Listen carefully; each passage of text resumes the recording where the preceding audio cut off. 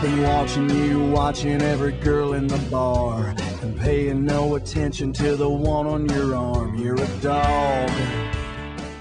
Aaron Pritchett joins us. He is here in Lethbridge. Welcome back to Lethbridge, Aaron. We're very happy to have you. Thanks for having me, Falon. It's nice to be back again. It's 3 times in the last year and a half, so it's nice to be back. Yeah, we're very excited to have you. As I said, you're on tour right now, Outlaws and Outsiders tour. Let's talk about the tour and maybe your show. I've seen you in concert before, and I think you put on a very uplifting show. You really get the audience going and involved. How would you describe your performance in your show? Yeah, that's what I would say is from the beginning of it, you know, we started off with a bang and ended with an even bigger boom. And I just want people to want more, and hopefully they want us back. And it's, like I said, I've been here several times between here and Fort Macleod and places like that. A lot in the last little while, so it's nice. The fans like what we're doing, and this show is a really great show from the beginning of King and Cash to Corey Markward and then myself. We just we want everybody to feel like they're having fun with us on stage.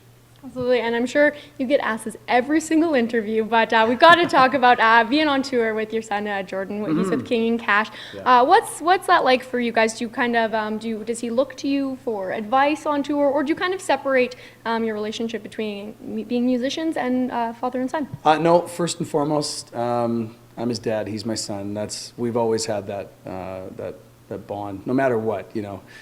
He's on stage doing his thing with King and Cash. I'm, doing my thing with my Aaron Pritchett, obviously playing my music. But I'm his dad, and he's my son. And there is a fine line, where things can. I don't know. I'm not the dad where I'm like, I get grounded. That's not going to happen on tour. But no, it's a really cool dynamic. And for me, I'm just so proud. I couldn't be more proud of watching him on stage and playing his music. It's just unreal. Amazing. You have a new single that's just about to come out, Wake You With a Kiss. Let's talk about maybe the sound from that song, what people can expect. Do you feel you've grown over the years kind of with your fan base and yourself, or can we expect a little gem from like Let's Get Rowdy, something like that? Yeah, well, Wake You With a Kiss is a slower song. But it's a power ballad. It's a real power ballad. So it's a big sounding recording, recorded by a friend of mine, Scott Cook, who's the bass player for Dallas Smith.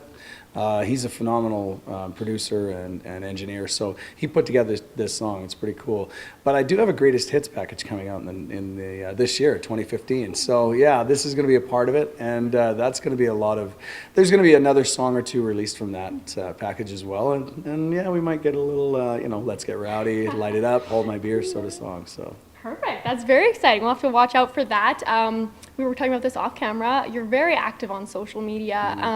Do you find a really great way to connect with your fans? Have you been able to reach out to them a little bit better, involve them kind of in your experience on the road, creating music? Absolutely, and I find social media to be such a huge part of my everyday life. And when I'm on tour and doing what I do, this is great because it's a bus tour. It's not just flying, and we're flying 3 hours and we don't have time to be able to post stuff on social media, or we don't have the Wi-Fi or anything like that.